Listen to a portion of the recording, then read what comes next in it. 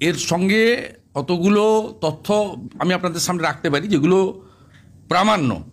এক হচ্ছে নজরুল মঞ্চ থেকে বেহালার স্বাধীনতা দিবসের অনুষ্ঠান, এই সর্বত্র মমতা বন্দ্যোপাধ্যায় বলেছেন যে পার্থ চ্যাটার্জি এগুলো করেছে, আমি জানতাম না। টাকা নিয়ে চাকরি দেওয়া হয়েছে, আমি জানতাম না। তিনি সবসময় নিজেকে আলাদা করার চেষ্টা করেছেন, তৃণমূলকে আলাদা করার চেষ্টা করেছেন। এই চিঠি মমতা ব্যানার্জিকে অ্যাড্রেস করা, কপি মানিক ভট্টাচার্যের কাছে, এবং এই চিঠির ডেট অনেক আগের। ফরেন্সিক করলেও বোঝা যাবে যে এই চিঠিটা কতদিন আগের। একজাক্ট ডেট তো ফরেন্সিকে আসে না, কিন্তু 1 বছর আগের না 2 বছর আগে। যেমন যে ওমারটা আপনার নষ্ট হয়ে গেছিল, সার্ভারে নষ্ট করেছিল এরা, সেটা তো উদ্ধার করে নিয়েছে। আপনারা নিশ্চয়ই জানেন যেটা গাজিয়াবাদ থেকে উদ্ধার হয়েছে। ঠিক একইভাবে এই চিঠিটা যে অনেক পুরনো, তৃণমূল চ্যালেঞ্জ করলে ফরেন্সিক থেকেই পেয়ে যাওয়া যাবে এটা নতুন না পুরনো। তাই মমতা বন্দ্যোপাধ্যায়কে অ্যাড্রেস করা চিঠি মানিক ভট্টাচার্যের কাছ থেকে উদ্ধার হওয়ার পরেও এই সমগ্র রিক্রুটমেন্ট স্ক্যাম থেকে নিজেকে আলাদা করার চেষ্টা করা মুখ্যমন্ত্রী কেন জিজ্ঞাসাবাদের মধ্যে আসবেন না?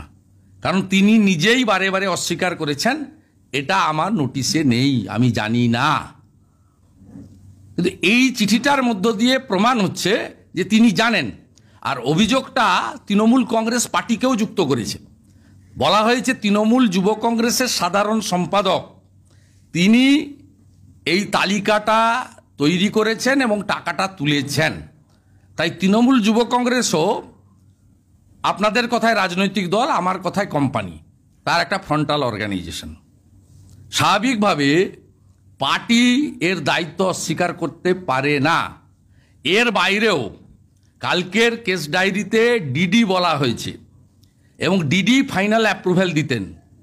ডিডিটা নিয়ে কনফিউশন তৈরি হয়েছে। আমরা বলছি, যেহেতু আমার মন্ত্রিসভায় থাকার অভিজ্ঞতা আছে, এখানে ছোটোখাটো সিদ্ধান্ত উনার অ্যাপ্রুভ্যাল ছাড়া হয় না। তাই এত বড় হাজার হাজার রিক্রুটমেন্ট স্ক্যাম, হাজার হাজার কোটি টাকার লেনদেন, সব তৃণমূলের নেতাদের আত্মীয় স্বজনদের বেআইনিভাবে চাকরি পাওয়া, এটা কখনোই এই দলের মালিকের ইঙ্গিত বা অ্যাপ্রুভেল ছাড়া হতে পারে না। তাই এই ডিডি রহস্য ভেদ করার জন্য উনাকে জিজ্ঞাসাবাদের প্রয়োজন বলে আমি দাবি করছি। এর সাথে সাথে তৃণমূল কংগ্রেসের উত্তরবঙ্গের একজন নেতা, ময়নাগুড়ির প্রাক্তন বিধায়ক অনন্তদেব অধিকারী, তিনি নিজেই পার্থ অপার স্ক্যাম আসার সাথে সাথে দাবি করেছিলেন, আমি আমার পুত্রের জন্য বিধানসভায় মুখ্যমন্ত্রীর চেম্বারে মিট করেছিলাম, মুখ্যমন্ত্রী আমাকে পার্থদার সঙ্গে দেখা করতে বলেছিলেন। সব মিলিয়ে এই সমস্ত বিষয়গুলি সন্দেহের পরিবেশ তৈরি করেছে। এই সন্দেহ নিরসন হওয়া দরকার। ওমপ্রকাশ চৌটালা যদি জেলে যেতে পারেন, ভারতবর্ষের একাধিক মুখ্যমন্ত্রী, মন্ত্রী, তাবড় তাবড় নেতা, শাসক বিরোধী, তারা যদি জিজ্ঞাসাবাদের আওতায় আসতে পারেন, আইনের ঊর্ধ্বে উনিও নন, ওনাকেও আইনের আওতায় আনা উচিত।